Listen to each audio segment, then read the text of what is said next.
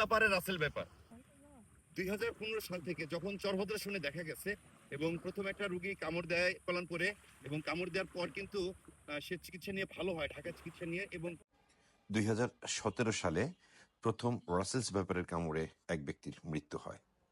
অনেক খুঁজি, কেউ একে বলে পাহাড়িয়া সাপ, কেউ বলে অজগর সাপ, কেউ বলে বল সাফার সাপ। আসলে এর নাম হচ্ছে রাসেলস ভাইপার এবং চন্দ্রবোরা, বাংলায় যাকে চন্দ্রবোরা বলে। আমি যেটা বলবো, এখন সময় এই সাপের সিজনটা, এই যে নদী দেখতে পাচ্ছেন, আমার অনুরোধ থাকবে যারা মাঠে কাজ করেন, খেতে কাজ করেন, অবশ্যই অবশ্যই গামবুট এবং এরকম একটি লাঠি নিয়ে আপনারা থাকবেন, যেন এই সাপ আপনাদেরকে ক্ষতি করতে না পারে। আর একটা কথা, যদি কখনো কাউকে এই সাপে কামড় দেয়, কোনো প্রকার বিলম্ব না করে সাথে সাথে হসপিটালে যাবেন। দয়া করে কোনো প্রকার ওঝা বা কোনো কবিরাজ কারো কাছে যাবেন না, সরাসরি হসপিটালে যাবেন। ভালো থাকেন, সুস্থ থাকেন।